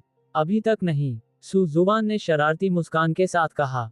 सुजुवान के शब्दों ने मध्य भाग वाले जादूगर को निराशा में डुबो दिया। उसे उम्मीद नहीं थी कि सुजुवान उसके साथ इतना सब करने के बाद भी उसे जाने नहीं देगी। चिंता मत करो, मैं तुम्हारे लिए मुश्किलें खड़ी नहीं करूंगा। मैंने तुम्हें सिर्फ रास्ता पूछने के लिए पकड़ा था। क्या आपको पता है कि सन रेसिडेंस कहाँ है? सुजुवान ने पूछा। मुझे पता है सर, मैं अभी आगे चलूंगा। मध्य भाग वाले जादूगर ने सुजुवान के सामने जल्दी से कई बार प्रणाम किया। बहुत बढ़िया, सीखने की ललक रखने वाला नौजवान। चलो चलें। सुजुवान हंस पड़ी। फिर मध्यम आकार के बालों वाले जादूगर ने सुजुवान को एक भव्य हवेली में ले गया। लाल रंग का द्वार कसकर बंद था, जिस पर जानवरों की सुंदर नक्काशी की गई थी, जो सूर्य की रोशनी में ठंडी धातु जैसी चमक बिखेर रही थी। प्रवेश द्वार के दोनों ओर दो विशाल और शक्तिशाली पत्थर के जानवर खड़े थे, जो अपने नुकीले दांत और पंजे प्रदर्शित कर रहे थे, मानो वे किसी भी क्षण जीवित हो उठेंगे और घुसपैठियों पर झपट पड़ेंगे। सर, ये सन रेजिडेंस है, बीच की मांग वाले जादूगर ने सावधानी से कहा, उसकी आंखों में अभी भी डर झलक रहा था। ठीक है, अब आप जा सकते हैं। सू जुबान ने मुस्कुराते हुए जादूगर के कंधे पर हाथ फेरा। ये सुनकर मध्यम मांग वाले जादूगर को मानो तुरंत ही बड़ी क्षमा मिल गई और वह पीछे मुड़े बिना भाग गया। हे भगवान, मैं सचमुच बच गया, उस भयानक चीज से बच गया। बीच की मांग वाले उस जादूगर को आपदा से बचने का रोमांच महसूस हुआ और उसने कुछ दोस्तों को इसके बारे में शेखी बघाड़ने की योजना बनाई। लेकिन अप्रत्याशित रूप से मध्य भाग वाले उस जादूगर के कुछ मीटर चलने के कुछ ही समय बाद उसे अचानक अस्वस्थता महसूस हुई, मानो उसके शरीर से कुछ बाहर निकलने वाला हो। अगले ही क्षण उसकी छाती से एक लालची दिव्य शक्ति का मुख निकला और उसने उसे पूरा निगल लिया। बीच की मांग वाले उस जादूगर को चीखने का भी समय नहीं मिला और वह पछतावे से मर गया। अपने शरीर में आध्यात्मिक शक्ति में थोड़ी वृद्धि महसूस करते हुए सू जुबान को तुरंत संतुष्टि का एहसास हुआ। ये पहली बार था जब उन्होंने अपनी लालची दिव्य शक्ति का उपयोग किया, जिसने उन्हें भक्षण के माध्यम से अपनी आध्यात्मिक शक्ति को बहाल करने और अपनी साधना को बढ़ाने की अनुमति दी। सू जुबान ने किसी को नहीं बुलाया, बल्कि सबसे पहले सूर्य निवास के चारों ओर एक सुरक्षात्मक घेरा बनाया। ग्रैंडमास्टर फॉर्मेशन एक्सपर्ट और लियू रुली की आधी शक्ति के साथ सू जुबान एक सर्वोच्च संत की रक्षा के लिए पर्याप्त मजबूत घेरा बनाने में पूरी तरह सक्षम था। इसके बाद सू जुबान ने सन वूजी द्वारा छोड़े गए सभी फॉर्मेशन को नष्ट कर दिया, जिससे सन वूजी को तुरंत पहुंचने से रोक दिया गया। ये स्थान हाओयुए संप्रदाय से बहुत दूर था, इसलिए अगर सन वूजी को कुछ महसूस भी होता तो वह तुरंत वहां नहीं पहुंच पाता। रुको, ये सन रेसिडेंस है। अनाधिकृत व्यक्तियों को अंदर आने की अनुमति नहीं है। प्रवेश द्वार पर मौजूद गार्डों ने सू जुबान का रास्ता सीधे रोक दिया। ये कहना जरूरी है कि सुनवुजी ने अपनी इकलौती बेटी की रक्षा के लिए वाकई कोई कसर नहीं छोड़ी, यहाँ तक कि द्वारपाल भी दो महान संत विशेषज्ञ थे। क्षमा कीजिए, रास्ता मत रोकिए। सू जुबान ने सीधे लियू रुली की शक्ति का उपयोग करते हुए विनाश के महान पथ को सक्रिय किया। पल भर में दोनों महान संत विशेषज्ञ धूल में तब्दील हो गए। हालांकि यहाँ हलचल बहुत मामूली थी, फिर भी हजारों मील दूर मौजूद सन वूजी को कुछ महसूस हुआ। यह अच्छा नहीं है, यह खतरे में है। सन वूजी चिंतित था और उसने सन यू के पास टेलीपोर्ट करने की इच्छा से तुरंत एक टेलीपोर्टेशन फॉर्मेशन को सक्रिय कर दिया। लेकिन इसके परिणामस्वरूप सन वूजी को पता चला कि उसका टेलीपोर्टेशन फॉर्मेशन नष्ट हो गया था। इस वजह से उनके लिए बोन इरोजन सिटी तुरंत पहुंचना असंभव हो गया। नेदर प्रिजन फिएंड, जल्दी जाओ और पता लगाओ कि मेरी बेटी के साथ क्या हुआ। मैंने वहां जो फॉर्मेशन बनाए थे वे पलक झपकते ही क्यों नष्ट हो गए। कोई और विकल्प न होने के कारण सन वूजी को नेदर प्रिजन फिएंड से संपर्क करना पड़ा। इस समय नेदर प्रिजन फिएंड पूरी तरह से स्तब्ध था। वह अपनी पत्नी के साथ अंतरंग क्षण बिताने ही वाला था। वे अंतिम चरण तक पहुंच चुके थे, लेकिन अचानक सन वूजी ने उन्हें रोक दिया। नेदर प्रिजन फिएंड थोड़ा नाराज था, लेकिन सन वूजी की चिंता सुनकर उसने इसे सहन कर लिया। हे सूर्य, मुझे पता है कि तुम जल्दी में हो, लेकिन हड़बड़ी मत करो। मैं अभी तुम्हारी मदद करूंगा ये पता लगाने में कि वहां क्या हुआ है। इस समय नेदर प्रिजन फिएंड भी बोन इरोजन सिटी में नहीं था, बल्कि उसने शहर के बाहर एक जंगली आश्रय ढूंढ लिया था। यह उसका एक छोटा सा शौक था। हर 7 दिन में वह अपनी पत्नियों में से एक को इस सुनसान जंगल में ले जाता था ताकि गुप्त रूप से कुछ बुरे काम कर सके। जल्दी करो, ओल्ड नेदर। सन वूजी बहुत चिंतित था। सन यू ही इस दुनिया में उसकी इकलौती रिश्तेदार थी। अगर उसे कुछ हो गया तो व्यवहारिक रूप से उसके पास कोई वारिस नहीं बचेगा। उनके जैसे विशेषज्ञ के लिए गर्भवती होना बेहद मुश्किल था। 10,000 प्रयासों के बाद भी शायद सफलता न मिले। नेदर प्रिजन फिएंड ने सूर्य निवास पर स्थिति का जायजा लेने के लिए अपनी दिव्य चेतना का उपयोग किया, लेकिन परिणाम शांति और सद्भाव का दृश्य था। ये सू जुबान की फॉर्मेशन की प्रतिभा थी। इस समय सूर्य निवास पूरी तरह से आग की लपटों में घिरा हुआ था। चारों ओर लाशें बिखरी पड़ी थीं, लेकिन नीदर प्रिजन फिएंड की दृष्टि में यह अभी भी शांतिपूर्ण दृश्य था। हे सूर्य, शायद तुम गलत हो। मेरी नजर में तो सब कुछ शांत है, कुछ भी नहीं हुआ है।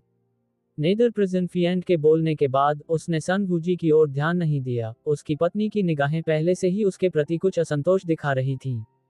चिंता मत करो, बूढ़े सूरज, तुम्हारी बेटी बिल्कुल ठीक रहेगी। मेरी नाक के नीचे से कोई मेरे घर से चोरी नहीं कर सकता। शायद आपने इतनी ज्यादा साधना कर ली है कि आप उलझन में पड़ गए हैं। क्या पहले भी कुछ ऐसा ही नहीं हुआ था?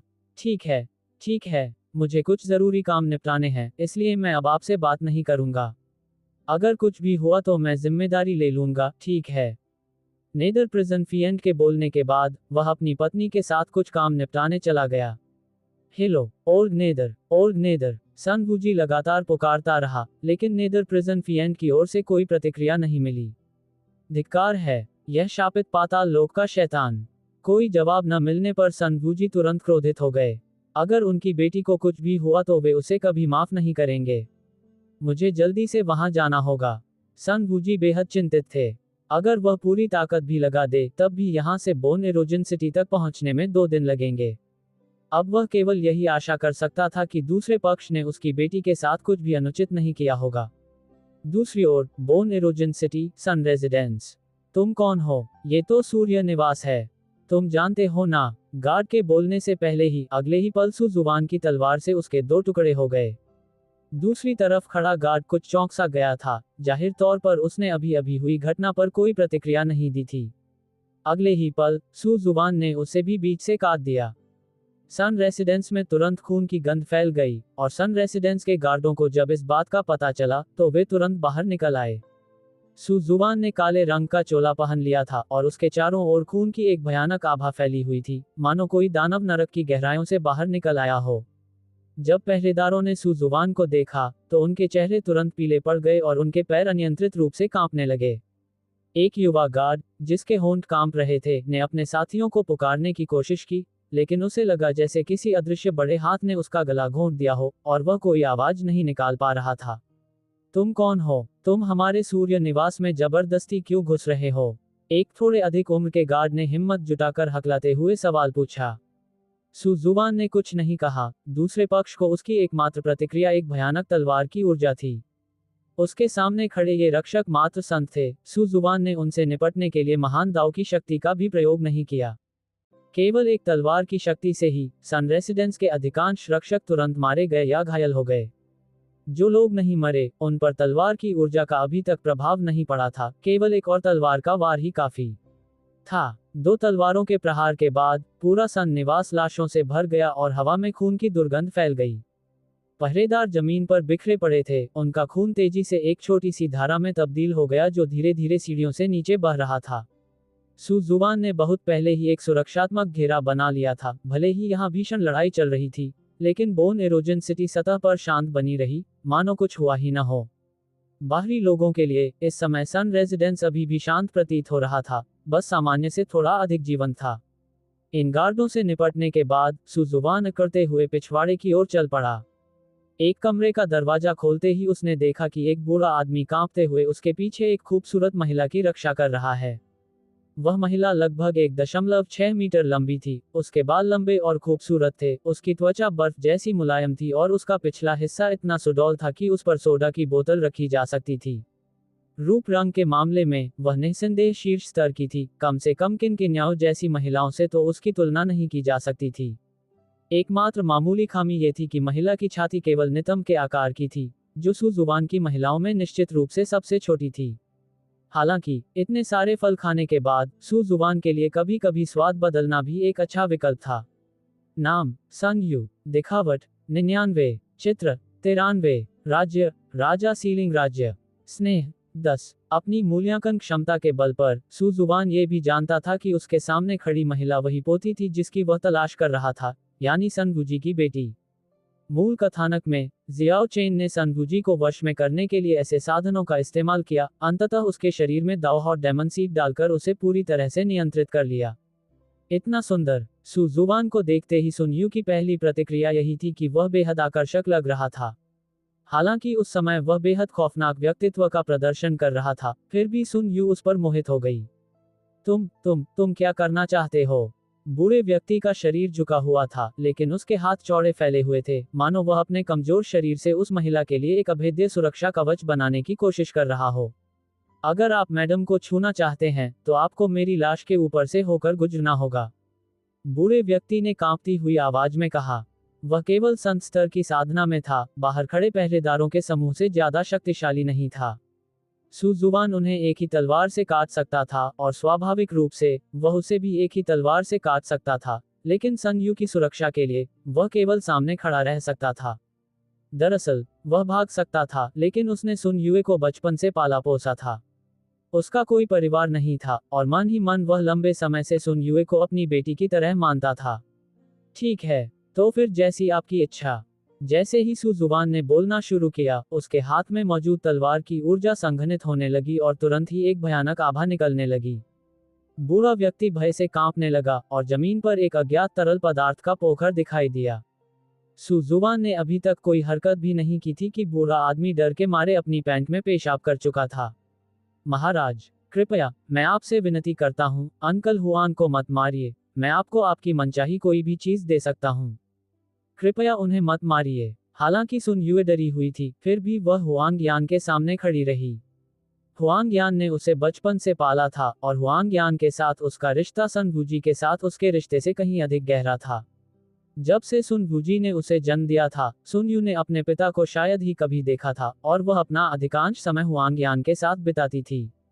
श्रीमती, इस बूढ़ी नौकरानी की जिंदगी बेकार है, आपको मेरे लिए ये सब करने की जरूरत नहीं है।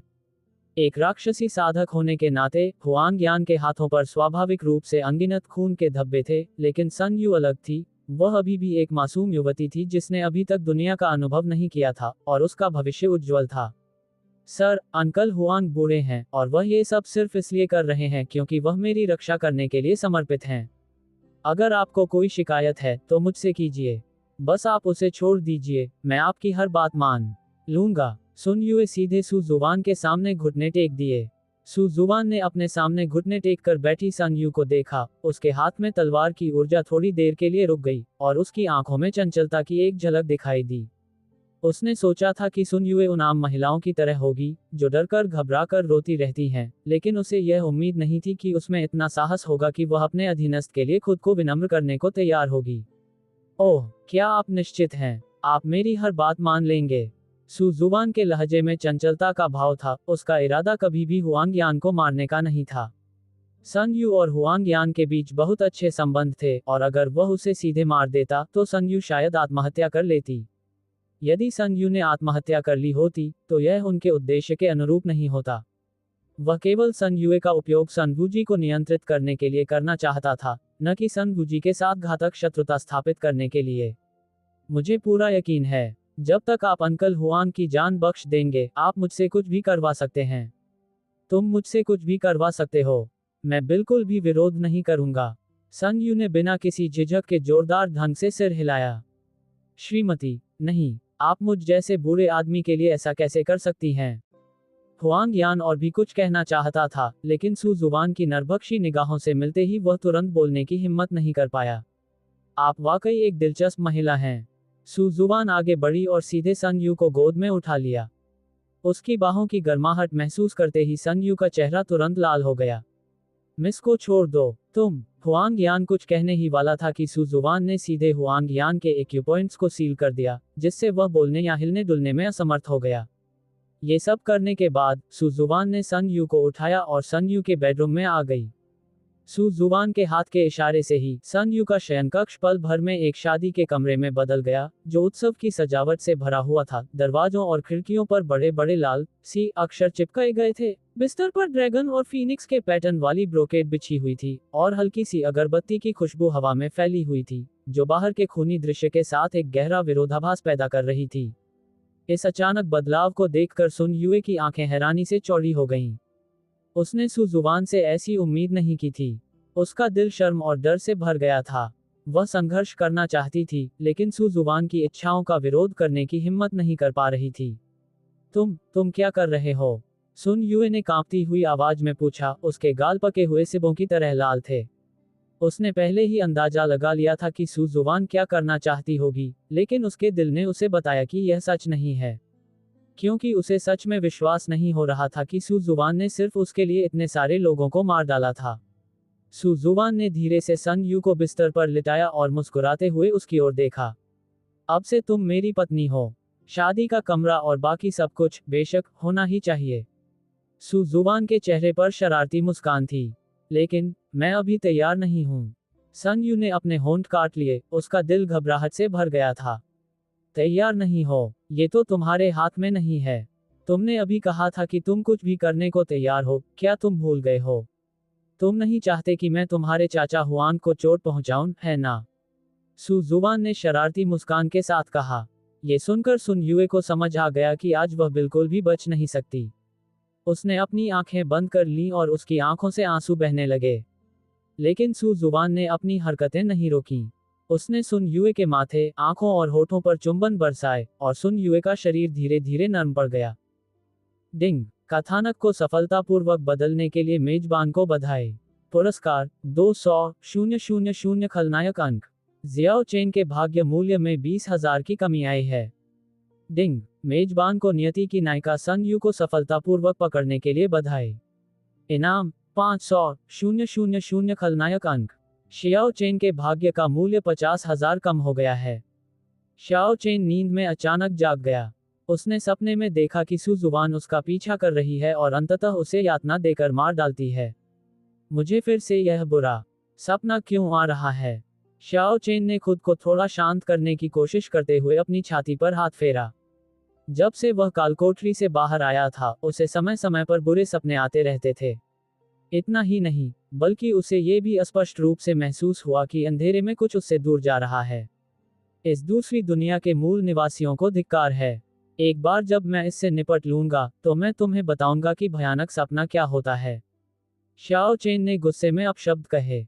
इस दौरान खलनायक अंक अर्जित करने के लिए बुरे काम करने के अलावा, वह चूचेन का अपहरण करने का तरीका भी ढूंढने की कोशिश कर रहा था। लेकिन चूचेन का अपहरण इतना आसान कैसे हो सकता है? चूचेन की हैसियत को देखते हुए, उसके आसपास कई दाव रक्षक जरूर होंगे। इसके अलावा, चूचेन इस पूरे समय घर के अंदर ही रहा था, इसलिए उसे वहां से ले जाना कोई आसान बात नहीं थी। क्या करूं क्या करूं? शियाओ चेन ने बहुत दिमाग लगाया, लेकिन उसे कोई समाधान नहीं सूझा। बेबस होकर उसके पास अपने सिस्टम पर ध्यान देने के अलावा कोई विकल्प नहीं था। सिस्टम से जियाओ चेन को एक अच्छा तरीका भी मिला। वह चूचेन को आकर्षित करने के लिए एक गुप्त क्षेत्र के रूप में प्रच्छन्न एक जाल बना सकता था। चूचेन हमेशा से सु जुबान को हराने की पूरी कोशिश करता रहा था। अगर सु जुबान कुछ मनगढ़ंत बातें जोड़ दे, तो चूचेन जरूर उसके झांसे में आ जाएगा। लेकिन उस स्थिति में, उसके द्वारा अब तक जमा किए गए लाखों विलेन पॉइंट सब खत्म हो जाएंगे। अपने बच्चे की बलि दिए बिना भेड़िए को नहीं पकड़ा जा सकता। मेरे वर्तमान जीवन के लिए, ये थोड़ा सा मैं सह लूंगी। जियाओ चेन ने दांत पीसते हुए पूरी ताकत लगा दी और जाल बिछाने के लिए अपने सभी विलेन पॉइंट्स का इस्तेमाल किया। डिंग! मेजबान को बधाई हो, उन्होंने नियति के नायक शियाओ चेन को सफलतापूर्वक पराजित कर दिया। पुरस्कार 300,000 खलनायक अंक। शियाओ चेन के भाग्य मूल्य में 30,000 की कमी आई है। सु जुबान ने सिस्टम का संकेत सुना और अप्रत्याशित रूप से आश्चर्यचकित हो गया। वह स्पष्ट रूप से नियत नायक को दबा रहा था, तो वह अचानक नियत नायक कैसे बन गया? सु जुबान ने सोचा कि उसके सामने मौजूद सन यू को जियाओ चेन ने रूपांतरित कर दिया है, लेकिन अपने मूल्यांकन कौशल के माध्यम से उसने पाया कि वह गलत नहीं था। बहुत दर्द हो रहा है। मैं मरना चाहती हूँ। इतना असहज क्यों है? इस समय सुन युए के मन में केवल एक ही विचार था। उसे थोड़ा पछतावा हो रहा था, आखिर उसने सु जुबान के साथ इन सब बातों पर सहमति क्यों जताई। हालांकि कुछ ही समय बाद सन यू को एहसास हुआ कि उसके सारे विचार गलत थे। कहते हैं कि कड़वाहट के बाद मिठास आती है, और कुछ असफलताओं का अनुभव करने के बाद ही अंततः सुखी जीवन प्राप्त होता है। धनवानों की दूसरी पीढ़ी को छोड़कर कोई भी जन्म से धनी नहीं होता। इस क्षण सुन युए को भी इस सच्चाई का एहसास हुआ। पता चला कि सु जुबान भी एक जीवन गुरु थे। क्या आप अब अंकल हुआन को जाने दे सकते हैं? सन यू ने माथे से पसीना पोंछते हुए भौहें सिकुड़ी, जिसमें से कुछ पसीना पहले ही उसके गालों से बहकर उसकी गर्दन तक पहुंच चुका था। चूंकि मिस सन को इतना प्यार है, इसलिए मैं अपने वचन से मुकरने वाला व्यक्ति नहीं हूँ। बेशक, मैं उसे जाने दूंगा। सु जुबान के चेहरे पर शरारती मुस्कान थी। ये सुनकर सुन युए ने तुरंत राहत की सांस ली। उसे डर था कि सु जुबान अपने वचन से मुकर जाएगा। आखिरकार, उसके पिता भी ऐसे ही व्यक्ति थे, इसलिए वह दूसरों की बातों पर शायद ही कभी विश्वास करती थी। इस दुनिया में हुआन ज्ञान उन कुछ लोगों में से एक थी जिन पर वह भरोसा कर सकती थी, और अब ऐसा लग रहा था कि वह एक और भरोसेमंद व्यक्ति को इस सूची में शामिल कर सकती है। ठीक है, मैं अब तुम्हें खोल देता हूँ। अब तुम्हें आराम करना चाहिए। तुमने अभी अभी बहुत मेहनत की है। सु जुबान ने सुन युए के बालों को सहलाते हुए स्नेहपूर्वक कहा। बंधन खुलने के बाद सुन युए ने अपनी कलाई पर बने निशानों को देखा और उसके दिल में एक अजीब सी अनुभूति हुई।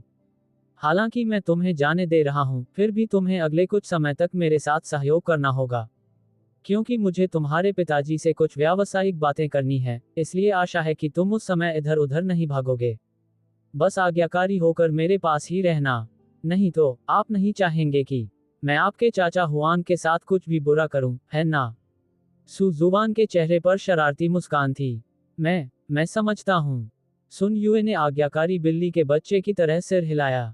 सन युए को हमेशा सन वुजी द्वारा अच्छी तरह से संरक्षित किया गया था और उसकी आंखें पवित्रता से भरी हुई थीं, जो अन्य राक्षसी साधकों से बिल्कुल अलग थीं। सन यू ने जिन चीजों का अभ्यास किया, वे राक्षसी कलाएं नहीं थीं, बल्कि रूढ़िवादी साधकों की साधना पद्धतियां थीं। निर्मल सुन युए को देखकर सु जुबान ने एक और गलती कर दी। वो वो वो वो वो वो सुन युए जोर जोर से रोने लगी। उसे पता नहीं क्यों, लेकिन कभी कभी जब उसे ऐसा महसूस होता था या माहौल सही होता था, तो बस रोने का मन करता था। सु जुबान उसे लगातार दिलासा देता रहा, लेकिन उसकी आंखों में पछतावे का कोई निशान नहीं था, बल्कि वह काफी खुश था। ठीक है, रोना बंद करो, मैंने जानबूझकर ऐसा नहीं किया। सु जुबान मुस्कुराए। सुन युए उससे कोई मतलब नहीं रखना चाहती थी। वह बस रोती रही, जब तक उसकी आंखें सूज नहीं गईं और वह थक नहीं गई। फिर वह बिस्तर पर लेट गई और सो गई। सु जुबान ने धीरे से सुन युए को रजाई से ढक दिया। अब तक अंधेरा हो चुका था, सोने का ये वाकई अच्छा समय था। आंगन के बाहर सन रेजिडेंस आज काफी शांत था, क्योंकि यहाँ लगभग सभी लोग मर चुके थे। आमतौर पर यही वह समय होता था जब सन रेजिडेंस सबसे अधिक जीवंत रहता था। इस समय आमतौर पर पहरेदार खाना खा रहे होते थे, लेकिन अब जब सु जुबान ने उन सभी को मार डाला था, तो स्वाभाविक रूप से वहां चहल पहल नहीं थी। सु जुबान ने एक एक करके पहरेदारों के शवों को निगल लिया और उनके बचे हुए भंडारण छल्ले एकत्र कर लिए। ये सब करने के बाद सु जुबान हुआंग यान के सामने आई। इस समय हुआंग यान की आंखों से खून बह रहा था और उसे कुछ भी दिखाई नहीं दे रहा था। उसके कानों में भी घाव थे, मानो वह सुन भी नहीं पा रहा हो। हालांकि उनकी दैवीय चेतना अभी भी बरकरार थी, इसलिए वे सु जुबान की उपस्थिति को महसूस कर सकते थे। इसका कारण ये था कि उसने स्वयं सुन युए की चीखें सुनी थीं, जो धीरे धीरे एक अलग तरह की ध्वनि में परिवर्तित हो गईं। हुआंग यान के लिए, जो सुन युए को अपनी बेटी के समान मानता था, यह एक बिल्कुल अस्वीकार्य मामला था। वह असहनीय पीड़ा में था और उसकी आंखों से गर्म आंसू अनियंत्रित रूप से बह रहे थे। उसे लगा था कि यह सब जल्दी खत्म हो जाएगा, लेकिन उसके आंसू सूखकर खून में बदलने के बाद भी नहीं रुके। अंत में हुआंग यान इसे और सहन नहीं कर सका और उसने सीधे अपने कान नष्ट कर दिए, जिससे वह खुद को सुनने से रोक सके। बुजुर्ग, लगता है आपको बहुत दर्द हो रहा है, सु जुबान ने चिढ़ाया। सु जुबान का रूप देखकर हुआंग यान की इच्छा हुई कि वह उसे खा जाए। इतना सलीके से कपड़े पहने और इतना सुंदर दिखने वाला व्यक्ति, फिर भी उसके कर्म किसी राक्षसी साधक से भी अधिक घृणित थे। हालांकि हुआंग यान बिल्कुल भी हिल नहीं पा रही थी। इधर उधर मत हिलो, मैं तुम्हें कुछ मजेदार दूंगा। सु जुबान ने दुष्टतापूर्ण मुस्कान बिखेरी और अचानक उसके हाथ में एक दाव हॉट डेमन सीड प्रकट हो गया। उंगली के एक झटके से वह हुआंग यान की आत्मा की गहराई में प्रवेश कर गया। हुआंग यान अब भी संघर्ष करना चाहता था, लेकिन यह ऐसी चीज थी जिसे महान सम्राट भी नियंत्रित कर सकते थे। हुआंग यान चाहे जितना भी संघर्ष करे, वह व्यर्थ था। कुछ देर बाद हुआंग यान जमीन पर घुटने टेक कर बैठ गई। हे स्वामी, कृपया मुझे अपनी इच्छानुसार आदेश दें। इस समय हुआंग यान के मन में और कोई विचार नहीं था। उसके दिमाग में बस एक ही बात थी, सु जुबान के आदेशों का पुनर्तः पालन करना, चाहे इसके लिए उसे मृत्यु ही क्यों न सहनी पड़े। बुरा नहीं। इस दाव हॉट डेमन सीड की शक्ति वाकई असाधारण है। जियाओ चेन की चालाकी भरी क्षमताओं से यही उम्मीद थी। हुआंग यान के सम्मानजनक आचरण को देखकर सु जुबान बहुत संतुष्ट हुई। हुआंग यान की उसके प्रति वफादारी को देखते हुए, ये पहले के -10,086 से बदलकर वर्तमान में 100 हो गई थी। ये सीधे 10,000 गुना बढ़ गया। क्या यही नियति के नायक का भयावह पहलू है? हाजी चेन, तुम। हालांकि इसका कारण ये भी है कि हुआंग यान की शक्ति अपेक्षाकृत कमजोर है। एक महान सम्राट स्तर के विशेषज्ञ को सीधे नियंत्रित करना भी पर्याप्त नहीं है, जब तक कि वे स्वेच्छा से अपनी दिव्य चेतना को कम न कर दें। इसके अलावा नियंत्रित व्यक्ति के कुछ विचार, जैसे कि खाना पीना, अभी भी बरकरार रहते हैं। बुनियादी दैनिक जीवन और सामान्य ज्ञान में कोई बदलाव नहीं होता। वे उसके आदेशों का पूर्णतया पालन करते हैं और उसे कभी धोखा नहीं देंगे। हालांकि दाओ डेमन सीड नियतिबद्ध नायिकाओं या नियतिबद्ध नायकों जैसी सत्ताओं को नियंत्रित नहीं कर सकता है। कितनी अच्छी बात है! अगर मैं पूरे तियानिक्सुआन महाद्वीप में हर किसी के अंदर दाओ डेमन सीड बो दूं, तो क्या मैं अजेय नहीं हो जाऊंगा? सु जुबान ने भयावह मुस्कान के साथ कहा। लेकिन उस स्थिति में ये दिलचस्प नहीं रहेगा। आखिर अगर पूरी दुनिया उसी की हो जाए तो उसमें मजा ही क्या रहेगा। अगली सुबह सुन युए थके हुए शरीर के साथ उठी। जागते ही उसने अपने सामने सु जुबान का सुंदर चेहरा देखा। कल की अफरातफरी को याद करते हुए सन युए थोड़ा शर्मा गई। तुम जाग गए, कुछ खाना चाहोगे? सु जुबान मुस्कुराए। अंकल हुआन कहाँ हैं? सन यू ने चिंता से पूछा। चिंता मत करो, मैं अपना वादा निभाता हूँ। मैंने उसे छुआ तक नहीं। वह अभी भी जीवित और स्वस्थ है। सु जुबान को डर था कि सुन युए उस पर विश्वास नहीं करेगी, इसलिए उसने सीधे हुआंग यान को बुला लिया। हुआंग यान को सुरक्षित देखकर सुन युए ने भी राहत की सांस ली। ऐसा लग रहा था कि सु जुबान एक भरोसेमंद व्यक्ति है। हालांकि किसी कारणवश उसे हमेशा लगता था कि हुआंग यान बदल गया है। भले ही उसका रूप रंग नहीं बदला था, फिर भी सुन युए को लगता था कि हुआंग यान में कुछ परिवर्तन आ गया है। शायद ये सिर्फ मेरी कल्पना है। सन यू ने इस बारे में ज्यादा नहीं सोचा और इसे अपनी अत्यधिक थकान का कारण माना। कल तुमने पूरे दिन कड़ी मेहनत की, कुछ खा लो ताकि तुम्हें ऊर्जा मिल सके। सु जुबान एक कटोरी स्पिरिट राइस पोरिज लेकर आई। सुन युए थोड़ी हैरान थी। ये तो पूजनीय स्तर से नीचे के साधकों के लिए एक बेहतरीन औषधि थी। उसने सु जुबान से इतनी अच्छी उम्मीद नहीं की थी। डिंग, सन यू की अनुकूलता 20 अंक बढ़ गई है। डिंग, नियति की नायिका सन यू की अनुकूलता 20 तक पहुंच गई है। खलनायक मूल्य में 200,000 का इनाम मिला है।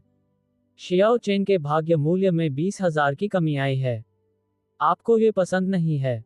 सुन युए को हिलते डुलते न देखकर उसने सोचा कि उसे यह पसंद नहीं आया। श्रीमती, कृपया कुछ खा लीजिए। आप दिन भर से भूखी हैं। हुआंग यान ने भी बात की। नहीं, नहीं, मुझे माफ करना, मैं अभी किसी और चीज के बारे में सोच रहा था। सन यू थोड़ी शर्मिंदा थी, उसका ऐसा करने का इरादा नहीं था। आप किस बारे में सोच रहे थे जिससे आप इतने स्तब्ध हो गए? सु जुबान ने हुआंग यान को विदा किया और पीछे से सन यू को गले लगा लिया। कुछ नहीं, मुझे बस अचानक ऐसा लगा कि अंकल हुआंग और आपके बीच के रिश्ते में काफी सुधार हो गया है। सन यू ने कहा, मैं दयालु और मिलनसार हूँ, क्या ये स्वाभाविक नहीं है कि उसका मेरे साथ अच्छा रिश्ता हो? सु जुबान मुस्कुराए। ठीक है, जल्दी से ये चावल का दलिया पी लो। इसे खत्म करने के बाद भी तुम्हें मुझसे कुछ जरूरी काम निपटाने हैं। सु जुबान ने भयावह मुस्कान के साथ कहा। क्या कोई गंभीर काम है? क्या आपको अब भी मुझसे कुछ करवाने की जरूरत है? सन यू भूली थी और सु जुबान का मतलब नहीं समझ पाई। आपके विचार से असली गंभीर मुद्दा क्या है? सु जुबान ने सन यू के कान के पास झुककर कुछ फुसफुसाया। सु जुबान की बातें सुनकर सुन युए तुरंत शर्म से लाल हो गई। भला यह इंसान जानवर की तरह आराम क्यों नहीं कर सकता? उसकी जमीन तो जुताई करते करते लगभग सूख चुकी थी। ठीक है, जल्दी खा लो। मैं तुम्हें पेट भरकर खाने और फिर उसे अच्छे से पचाने के लिए 1 घंटा दूंगा, नहीं तो बाद में उल्टी हो सकती है। भोजन के बाद जोरदार व्यायाम न करना उनके पिछले जीवन में कोई असामान्य बात नहीं थी।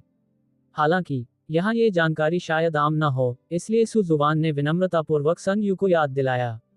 ओह, मैं समझा। अगली सुबह तड़के सुन युए को पूरे शरीर में दर्द महसूस हुआ। कल पूरे दिन उसे ठीक से सोने का मौका नहीं मिला था। तुम जाग रहे हो? जागने पर उसने सु जुबान का चेहरा देखा और सुन युए ने कुछ भय के साथ सु जुबान को देखा। उसे डर था कि वह अचानक फिर से पागल हो जाएगा। चिंता मत करो, मैं बाद में तुम्हें नहीं छूऊंगा। एक विशिष्ट अतिथि जल्द ही आ रहे हैं और तुम्हें सुंदर ढंग से तैयार होना होगा, सु जुबान ने कहा। अभी अभी उसे यह आभास हो गया था कि बोन एरोजन सिटी में एक भयावह आभा आने वाली है। यह अनुमान लगाने की कोई आवश्यकता नहीं थी कि वह कौन था, ये निश्चित रूप से सन वूजी ही होगा, जो खबर सुनकर तुरंत यहाँ आ गया था। ओह, मैं समझा। सन यू ने आज्ञाकारी भाव से सिर हिलाया, सु जुबान की इच्छाओं का उल्लंघन करने का साहस नहीं किया। आखिरकार सु जुबान की छड़ी से दी जाने वाली शिक्षा ऐसी चीज नहीं थी जिसे वह फिलहाल स्वीकार कर सकती थी। 10 मिनट बाद सन वूजी दौड़ते हुए वहां पहुंचे। सन निवास पर पहुंचते ही अंदर की खामोशी ने उन्हें बेचैन कर दिया। इससे सन वूजी तुरंत सतर्क हो गए। गुरुजी, कृपया अंदर आइए। गुरुजी ने कोई घात नहीं लगाई है, उन्होंने पहले से ही अंदर आपके लिए भोज तैयार कर रखा है। हुआंग यान दरवाजे पर आए और बोली, हुआंग यान, तुमने मुझे धोखा दिया। सन वूजी ने हुआंग यान को देखा, उसके चेहरे पर अपार क्रोध था।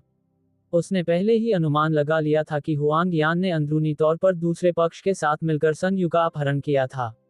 गुरुजी, मैं हमेशा से गुरुजी के प्रति वफादार रहा हूं, तो आप कैसे कह सकते हैं कि मैंने उनके साथ विश्वासघात किया है? मैं हमेशा से गुरुजी का ही सेवक रहा हूं। हुआंग यान मुस्कुराया, जिससे उसके साफ दांत दिखाई दिए। ये सब कब शुरू हुआ? सुन वूजी को कुछ हद तक अविश्वास हुआ। हुआंग यान कम से कम कई 100 वर्षों से उनके साथ था। क्या दूसरी तरफ वाले सैकड़ों वर्षों से इसकी योजना बना रहे थे? ये तो बहुत ही अतिशयोक्ति होगी।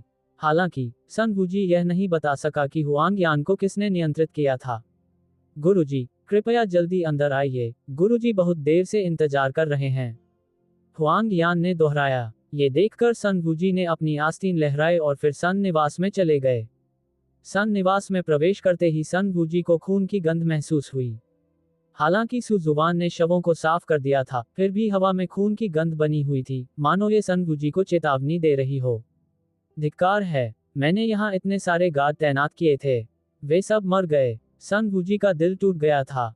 इतने सारे सन क्षेत्र के रक्षक, इतने सारे लोग एक साथ मारे गए, यहाँ तक कि उसे भी दर्द महसूस होता।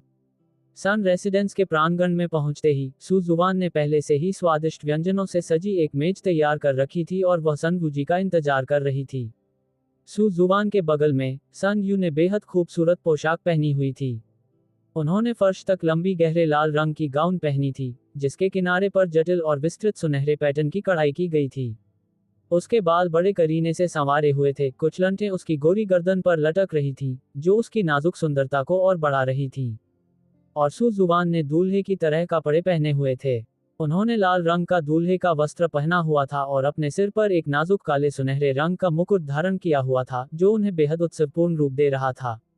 जब सुन वूजी ने यह दृश्य देखा, तो उनके आसपास की हवा और उनके फेफड़े क्रोध से फट पड़े। जरा सोचिए, इस दृश्य को देखकर कौन अपना आपा नहीं खोएगा। आपकी बेटी का अपहरण कर लिया गया और अपहरणकर्ता ने आपकी बेटी को दुल्हन के कपड़े पहनाए, जबकि वह खुद दूल्हा बन गया। सु जुबान अपहरणकर्ता था या नहीं, इस बात को एक तरफ रखते हुए, अगर सु जुबान सन यू का प्रेमी भी होता, तो भी वह अपना आपा खो बैठता। लेकिन सन यूए इस समय सु जुबान के हाथों में थी, इसलिए भले ही सन वूजी गुस्से से भरा हुआ था, वह कुछ भी नहीं कर सकता था। तुम आखिर हो कौन? यूए के साथ क्या करना चाहते हो? जो भी हो, आओ मुझसे भिड़ो।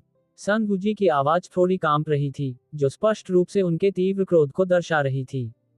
पिताजी, आप यहाँ क्यों हैं? सन वूजी को देखकर सन यू कुछ हैरान रह गई। दरअसल सु जुबान ने जिस विशिष्ट अतिथि का जिक्र किया था, वह उसके पिता थे। खुद को इस तरह के कपड़ों में देखकर सन यू का चेहरा भी शर्म से लाल हो गया। हे भगवान, अपने ही पिता के सामने इस तरह कपड़े पहनना कितना शर्मनाक था। यूए, क्या तुम ठीक हो? उसने तुम्हें कुछ नुकसान तो नहीं पहुंचाया ना? सुन वूजी ने चिंता से कहा। चिंता मत करो पिताजी, युवा स्वामी सु मेरे साथ बहुत अच्छा व्यवहार करते हैं, मुझे अभी तक कोई समस्या नहीं हुई है। सन यू ने कहा, मेरे मित्र, चूंकि तुमने मेरी बेटी के साथ अच्छा व्यवहार किया, इसलिए मैं तुम्हें माफ कर सकता हूँ।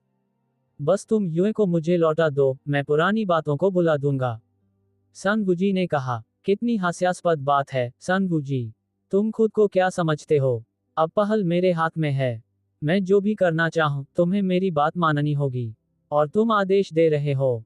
सन वूजी के रवैये से सु जुबान बहुत नाराज हो गया, इसलिए उसने सन वूजी को सबक सिखाने का फैसला किया। ये तथाकथित सबक, जाहिर है, सुन यूए को ही भुगतना था। ये देखकर सु जुबान ने तुरंत सुन यूए पर छोटे छोटे हमले शुरू कर दिए। नहीं, ये सुन यूए थी जिसने बात की। सु जुबान के स्पर्श को महसूस करते हुए सुन यूए एक डरी हुई बिल्ली के बच्चे की तरह चीख पड़ी। कुछ ही देर में सुन यूए के चेहरे पर थोड़ा अजीब भाव आने लगा और उसके गाल हल्के से लाल हो गए। उसे ये देखकर आश्चर्य हुआ कि वह वास्तव में सुन वूजी के सामने खड़ी थी।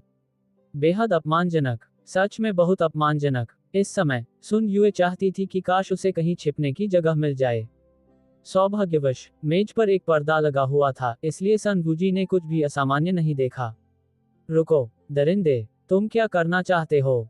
उसे जाने दो। आह! सन वूजी की आंखें क्रोध से फट रही थीं, और उनकी आध्यात्मिक शक्ति बिना किसी रोक टोक के उनके चारों ओर बेतहाशा उमड़ रही थी। उनके पैरों के नीचे की पत्थर की पटियाएं इस शक्तिशाली बल के दबाव से चटककर चूर चूर हो गईं। सन वूजी हवा में खड़ा था, उसकी आंखें भयानक रूप से लाल थीं।